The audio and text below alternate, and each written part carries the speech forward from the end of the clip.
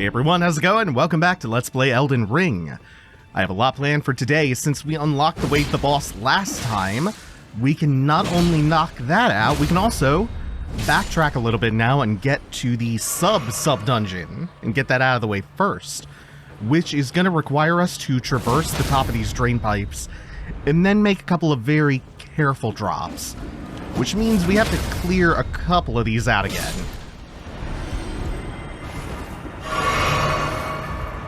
We don't have to go the whole way around, so should leave most of them undisturbed.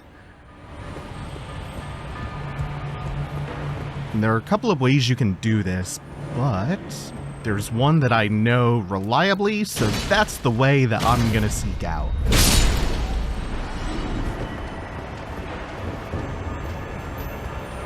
And along the way, we'll get a couple of things that we missed. And just be very careful, once again, about all of these imp ambushes. It only takes one to really derail you. Ho ho ho! Missed that plunging attack. How did you miss that? Okay, I guess he's gonna take that item to his grave. Well... we will be down there momentarily, because that is where the sub-dungeon lies. The catacombs. You're gonna do your rushing bullshit! I wasn't thrilled with that whiff. Made my blood freeze up just a little bit. Okay, that one was pretty good on his part. For me. For little old me. Okay. Oh no, I tracked around him. And that means the other one is now waking up. Ooh, okay. At least we have a fairly wide open platform to fight on here. We don't have to worry too much about just being jumped. And even worse, knocked off the ledge. You can hear the teardrop scarab twinkling just below me. Oh? Yeah, we'll just walk around with this fashionably poking out of us? Oh, never mind, I'm dumb. I'm so used to that happening. I was reading my my sword as an arrow poking out of my shoulder. No, no, no. Ah, dang.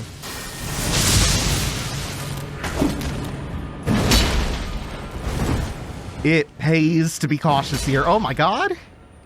He is also employing caution.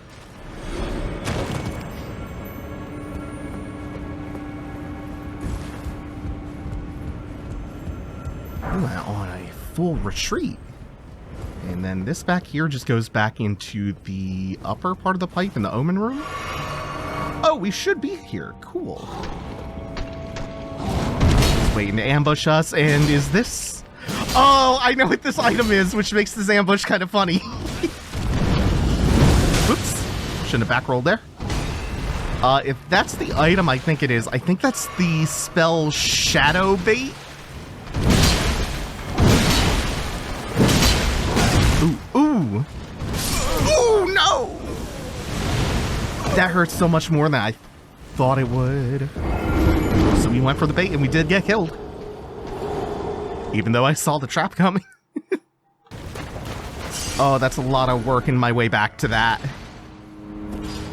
We're gonna open this up ahead of time. Ugh.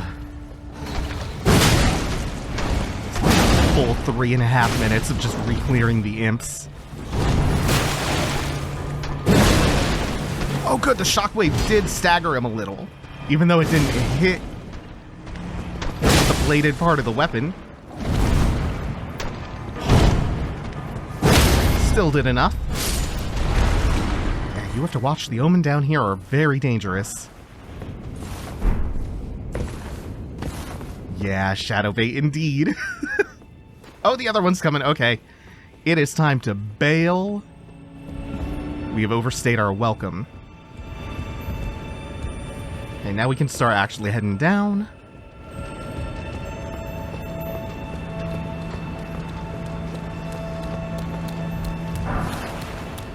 Oh, hey. Where are you going?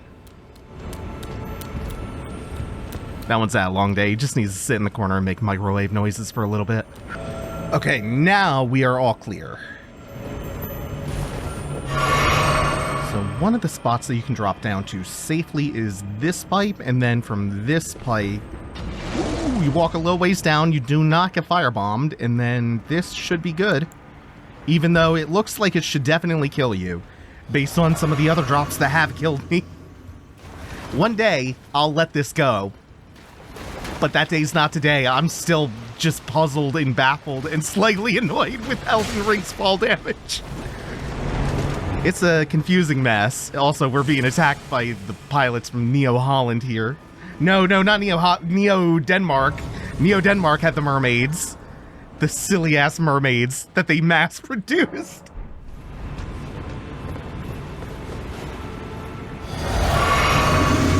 I think we are gonna go. And spook the crawdads, disturb them so we can get Mohg's shackle.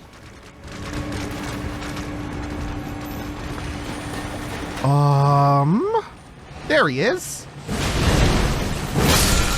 So my plan, now that we've availed ourselves of the bonfire nearby, go around, collect all this stuff out here, corral the crawdads, and then probably reset them and maybe fight them one at a time, or just fight one of them. I have kind of a hankering to do that, since I think we've run from every crawdad so far.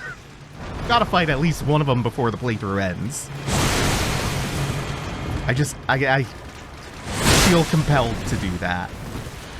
Oh my, but you can see they hurt like hell. And remember, they are offing.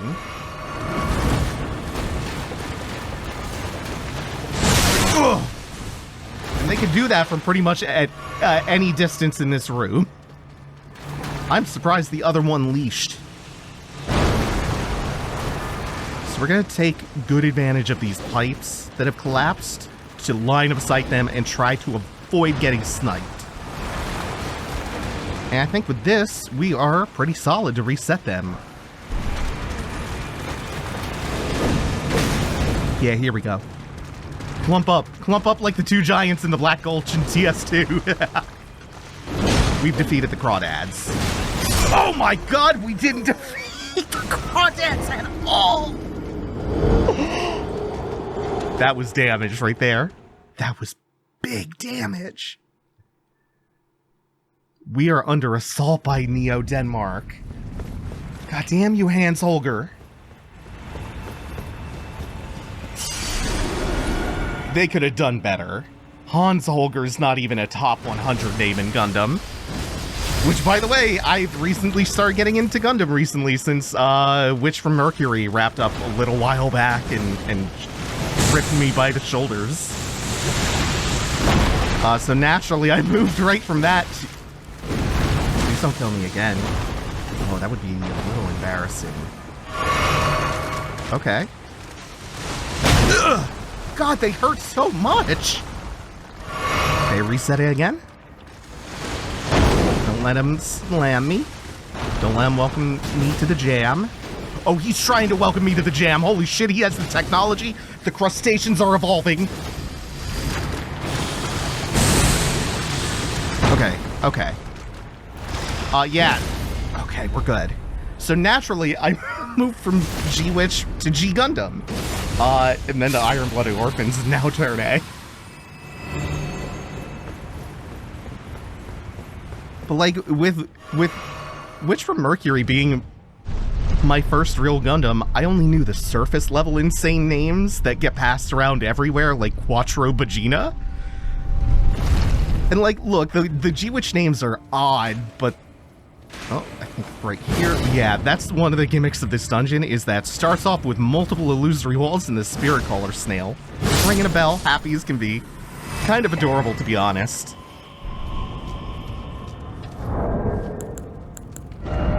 Actually... Oh yeah, we didn't check Mohg's shackle either. So, Halleck Drake +1... Ancient dragons who ruled in prehistoric era before the Earth Tree would protect their lord as a wall of living rock, and so it is that the shape of the dragon has become symbolic of all manner of protections.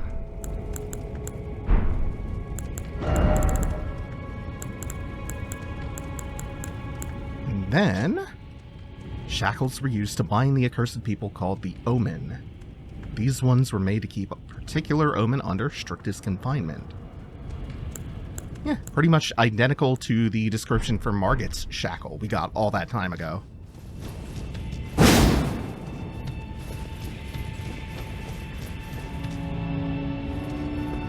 That is the second item that we've gotten that is specifically for Mohg. Also got that one physic flask tier. And yeah, it has the same function as the shackle that we got from Margit, to bind an omen. We know a little bit about him now. Not much, but we're learning. We know Vare is one of his lapdogs. We know he is the head of one of the factions trying to usurp the Golden Order.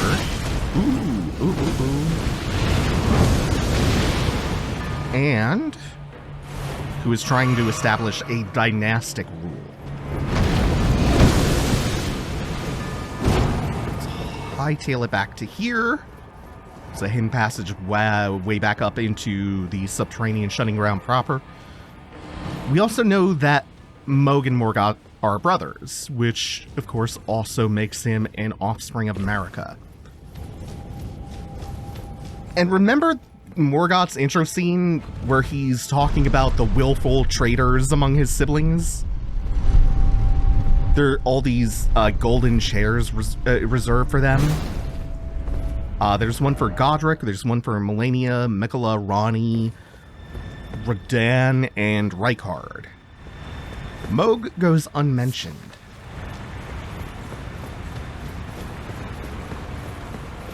Doesn't even get the honor of being verbally snubbed and insulted.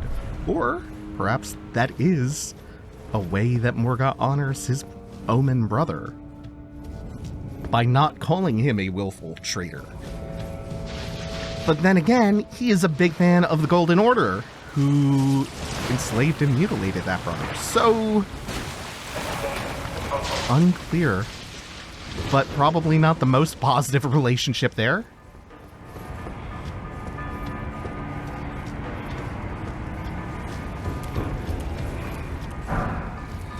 Some more Ghost Glove work. They activate afterwards, but they're no big deal. The other thing to know about this dungeon is that it's 3 floors, and they're all essentially identical, but they look like they circle back on each other, back to the same room, and it's really, really confusing if you don't know what's going on. But anyway, fuck all that. I wanted to talk more about insane Gundam names. My time doing that was cut tragically short. So, like, the Witch from Mercury names aren't that unhinged, right? I didn't get the full dose. There's like Soletta Mercury and Prospera Mercury, but they're not that fantastical. They're not real names, but they sound like they could be in that fictional universe, right? I could see it. Yule Jetterk? Okay, now we're getting somewhere. But then, then G Gundam comes along and it's just, mwah. That one is a treasure for stupid names. Talisman fashioned from a scale that embodies the aspects of various creatures said to have grown on the human body long ago. A vestige of the crucible of primordial life, born partially of devolution, it was considered a signifier of the divine in ancient times, but is now increasingly disdained as an impurity as civilization has advanced. Another one of these multifaceted elements of the crucible, and the way that, it expressed physically. Anyway, game, let me finish my thought. Chibbity Crockett. I've had the name Chibbity Crockett bouncing in my head like a DVD screensaver for 20 minutes, just trying to escape my mouth. Chibbity Crockett, Chibbity Crockett, Chibbity Crockett. Holy shit, his name is Chibbity Crockett of Neo-America. It's definitely my favorite name in G Gundam. Chibbity Crockett. They named him Chibbity. Chibody. heard Chibbity Crockett, and my brain, like, auto-corrected it to Jiminy, like Jiminy Cricket. But no, no. It's Chibbity. It's Chibbity. It's Chibbity. Chibody. It's so fun to say. One of the main antagonists is named Master Asia. He's undefeated of the East, and soon he'll also be undefeated of the West, South, North, and Center, making him Super Asia.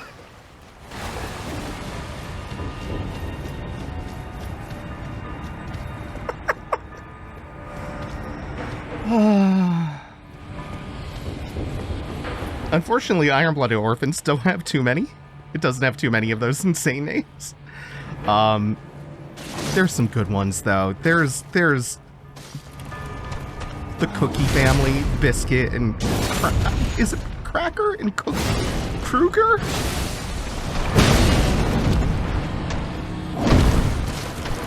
This series is just so buck wild. I can't wait to get to some of these. I'm talking like, I've seen Revival somewhere. Jamatov Hyman, Zucchini Nikini. There is someone named Delita Lolaha Chandra II. And one that I can't stop saying because it makes me giggle so much. Bring Stabity. Won't somebody please bring Stabity? He's trying to bring Whoa, he brought Stabity for a while there before he tuckered himself out. Bring Stabity. Bless whoever is responsible for naming these characters. They're completely detached from reality. It's great. There's a character named Alleluia Haptism. Please. Please. Okay, I think this... Not even a smack roll of fall damage? Okay, I don't know how...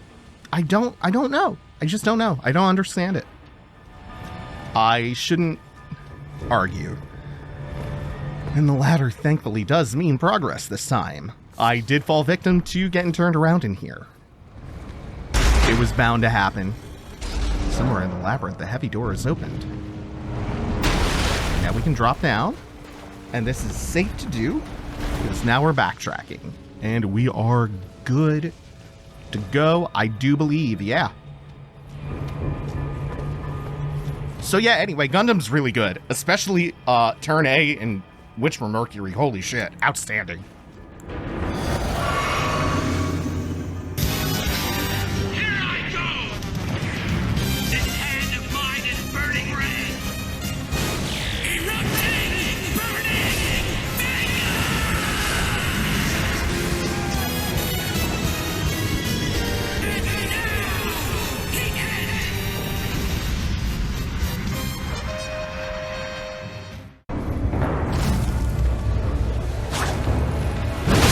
Okay, we're off to a better start immediately.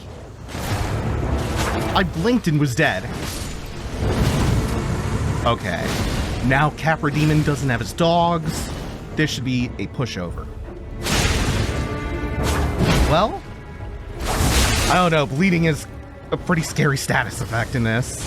And he can still do that. Yeah. It's volatile. It's a pushover, but it's volatile right now. Oh my. But the payoff is so worth it. The Lord of Blood's Exaltation is a tremendous trinket. Especially if you happen to be using a bleed build or anything with a lot of bleed. Render up your offerings of blood to your lord, drench your consort's chamber, slake his cocoon's thirst. His awakening shall herald the dawn of our dynasty. His awakening, his cocoon. So this, as it says, raises your attack power when you proc bleeding on something nearby, or when anything else procs it on you. And I believe the damage buff is 15%. It's pretty substantial. So it's a very good one to have. And there are also equivalent items for poison and rot, I do believe. And next up is the main boss of the dungeon. That dungeon being the subterranean shunning ground, so let's head to that next. Okay, let's go see who's waiting for us down in this pit of sewage. Who is imprisoned all the way down here. Hundreds of meters below the earth, below the capital.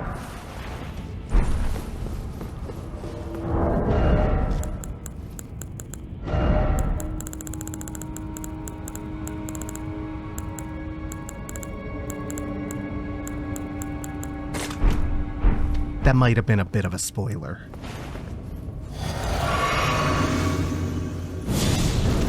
So in this small chapel of a room, we find Mohg the Omen. Which is odd. You would think that we would be fighting him in that Mohgwyn Dynasty zone that we got access to from Vare. But then remember what happened with his brother, where we fought him once in Stormvale and then the real fight in Langdell. It's a very similar situation here. Which is why we're going to use the shackle on this fight, but not round 2, when things get really intense. Not to say that this one's a pushover. In fact, the room that you fight Mohg the Omen in actually complicates him a little bit. Shit.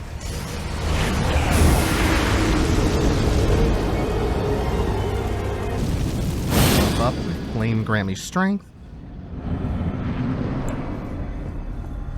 And like I was saying a moment ago, the room here can actually complicate things quite a bit. Oh, and the flames really do a number on the bubble, since it's a lot of rapid instances of small tick damage. It just bursts right through it. Because the room here is fairly tiny. If you get pressed up against the wall, you can watch that. That is very tight to time. You usually want to try to get behind as late as possible.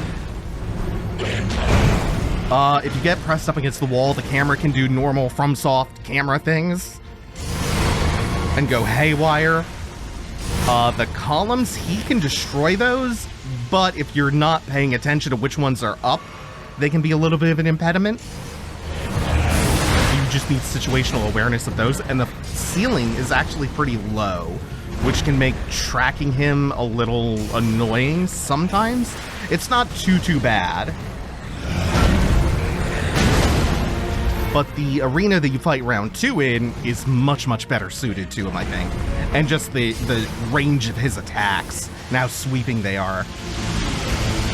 You can see if he wants to hit you from anywhere in the room, he can throw something out that will do so.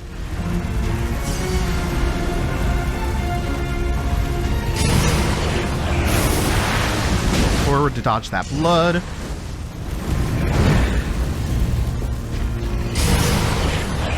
And the most annoying thing he can do is when you're up close to him, he can start raining blood down right on top of you and just kind of force you to wait for him to move. This is okay, though. You have to dodge that or I die, and that as well.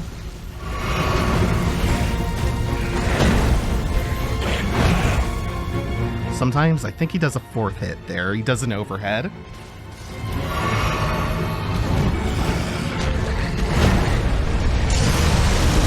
Yeah, that is, that's one that catches me a lot.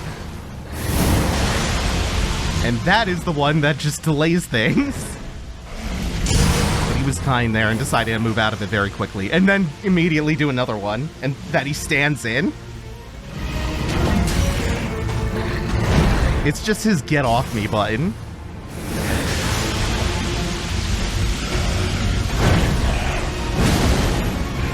Do have enough time.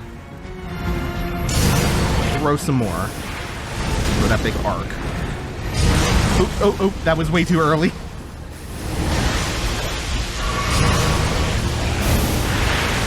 And you can see, even if that clips you, you don't have to be standing in the fire. That does hurt. That hurts quite a bit. Gonna do it again. It's very easy to dodge, though, so shouldn't get hit by it too much. Mohg round 1 is not a pushover.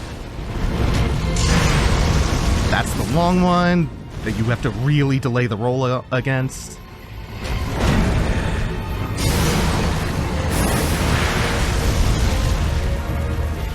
Do something, please. That's roll forward. I got stuck on a pew. Okay, no fourth. Plenty of time to do this. Oops. It was the quick one that I got caught by that time, not the charged one. Oops. Thankfully, his attacks are really slow. So sometimes, some of them, if you dodge too early, you get time to recover and roll again.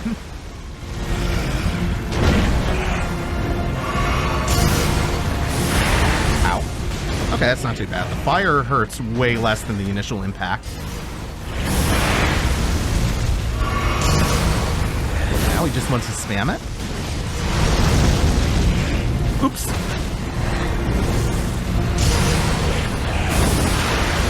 Ooh, there we go. Got a little nervous at the end. And for our effort, we get a spell that I very much enjoy using, the Bloodflame Talons. The thing Edgar killed me with, the thing that he was spamming. Blood Oath incantation granted by the Lord of Blood creates Bloodflame lacerations before the caster, which explode in an instant. Can be cast repeatedly. Bloodflame continues to build up onset of blood loss for a very short time after dealing damage. It's super good. And especially the fact that you can chain cast it back to back can make it pretty devastating. Now, let's rest at this grace, and Melina has something new to say.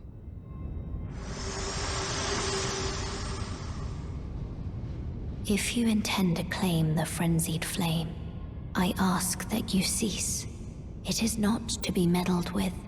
It is chaos, devouring life and thought unending. However ruined this world has become, however mired in torment and despair, life endures. Births continue. There is beauty in that. Is there not? If you would become Lord, do not deny this notion. Please, leave the frenzied flame alone. Interesting. In the Cathedral of the Forsaken. Why does she pop up here, imploring us not to claim the frenzied flame and end the world? Especially since we are going to claim a very different flame to torch the Erdtree. Also a funny place to find a +1 version of the Erdtree's favor.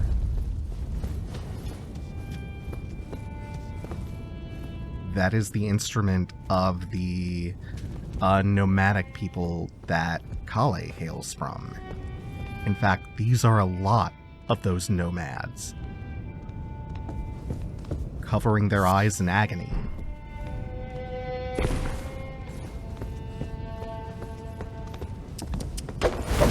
This place is littered with corpses of frenzied flame adherents, and the occasional live one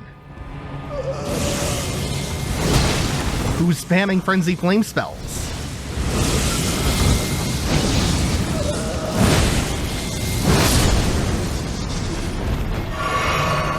Oh wait, did he actually not break these? Dang. Does it work if I do it? That is very, very silly. So I was trying to bait him into breaking the tents for me because there are some items that you can only access that way. Like this back here, I do believe. Oh god, but it's dangerous as hell. Ow. Oh, thank you. Maybe I didn't actually miss anything out in the tents up there. More eyes of yellow, of course. Told you we'd be finding more of those. Now we may know where those eyes are coming from. find the music here very tragic.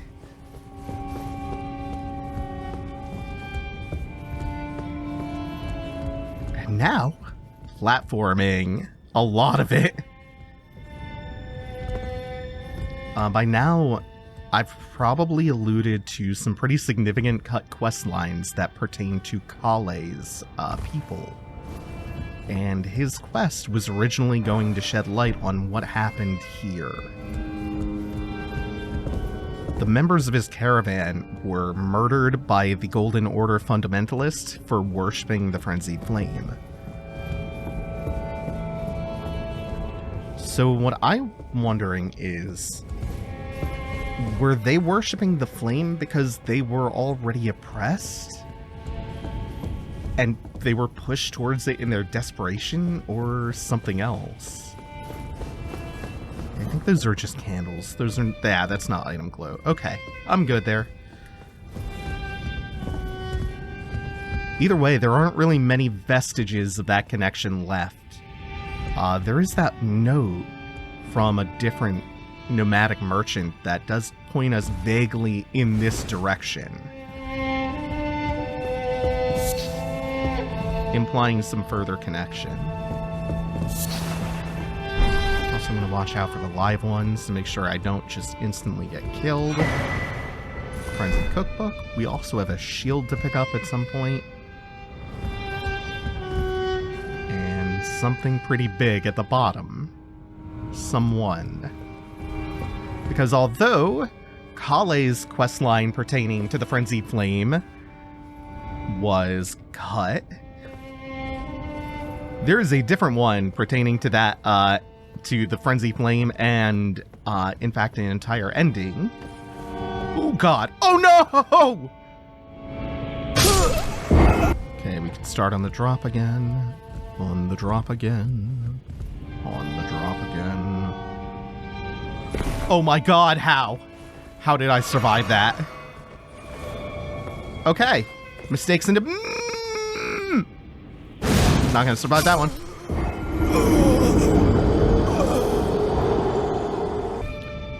Okay, at least I can recheck this and confirm that nothing important is here.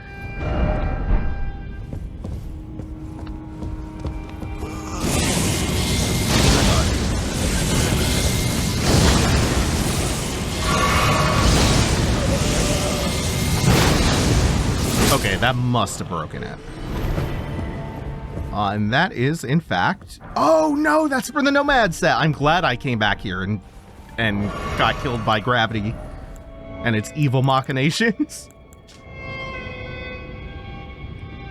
Decorated with tiny gems and wide spectrum of colors, these merchants once thrived as the Great Caravan, but after being accused of heretical beliefs, their entire clan was rounded up and buried alive far underground. Then, they chanted a curse of despair and summoned the flame of frenzy. So, that answers a question of mine.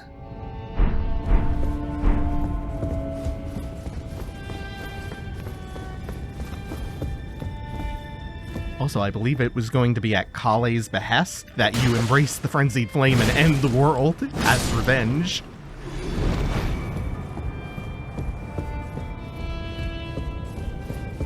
He did have that whole eye for an eye speech, and he was not fucking around.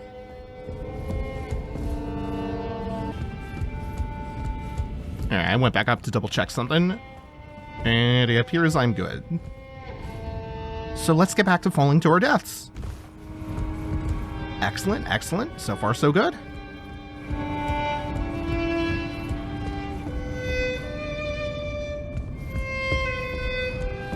Just drinking in some of the wonderful melancholic music here.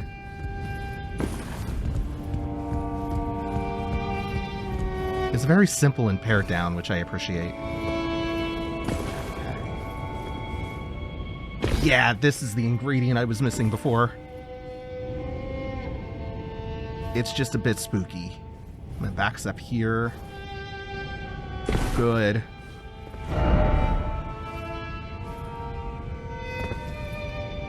And then this one's not a back step. This is a jump, which looks hard to make. We're getting there. Okay. Mistakes into miracles. Told you, third time's charm. Third time's the charm. Now we just have to nail this. I think we're good. Oh, thank God. That is our inescapable frenzy, which I believe is our last frenzied flame incantation. And I want to say that one is the command grab that doesn't have very many practical purposes in PvE. And the fingerprint stone shield, a very, very hefty great shield. Also goes along with the naming convention of Vike's set, the fingerprint set, and fingerprint grape. Intricately carved fingerprint design, one of the heaviest of all great shields, part of the tomb of an ancient god. The readerless fingers relayed their messages through these imprints, said to be the very seeds from which frenzy first spouted.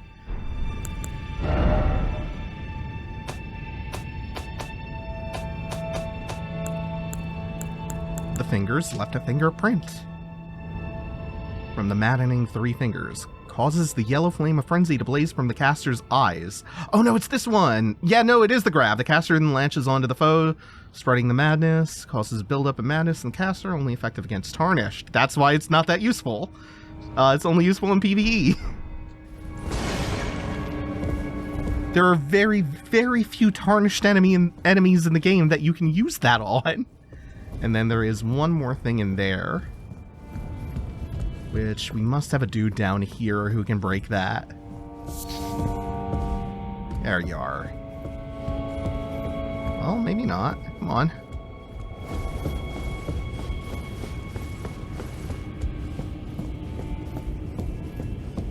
We may... No, there's another one. Right? Huh. Uh-oh.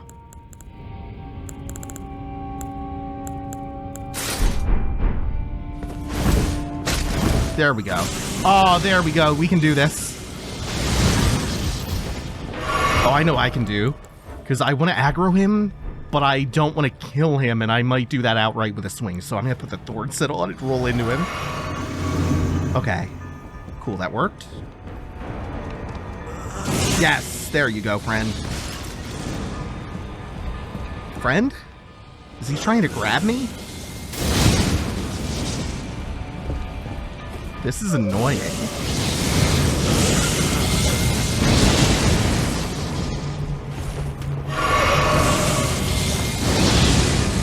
And we just have to let him get it out of his system and survive.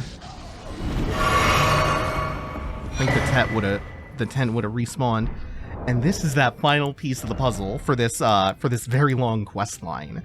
Miquella's Needle, note written by a nomadic merchant, succinctly detailing knowledge acquired. The Empyrean Miquella crafted a needle to resist the influence of outer gods. Those who have inherited the flame of frenzy yet wish not to become its lord would do well to seek Miquella's Needle. So we've gotten some stuff about an unalloyed gold needle and all of this from Gowry and Millicent's quest.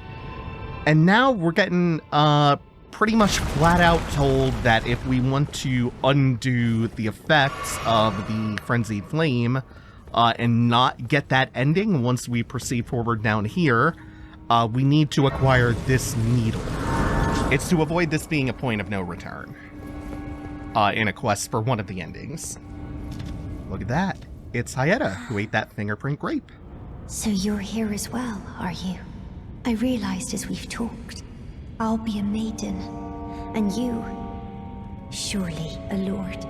Go to the door ahead. After divesting yourself of your possessions, it will surely open, and the 3 fingers will welcome you. May the flame of chaos find purchase within you. Go to the door ahead. It will surely open. And carefully. Madness. Turn back. Don't you dare. So what's the deal? The door don't open. Well, she told you what to do. Divest yourself of your belongings. And you'll be able to open the door. just means strip naked. You can't take a weapon in. We will avail ourselves of that eventually. No worries. But there's also an illusory wall back here, containing a rune arc. Oh wow, how nice. You know when the reward is that underwhelming, there's a second one, which takes us right back out to the Deeproot depths. We'll get back around to the Three Fingers and becoming a vessel of the Frenzied Flame. But since we're in the area now, we will finish Fia's quest and see one of the coolest things in the entire game. I can't wait. I've been sitting on this one trying not to spoil it for a while. That'll be next time. Thank you all for watching. Take it easy. Have a good one.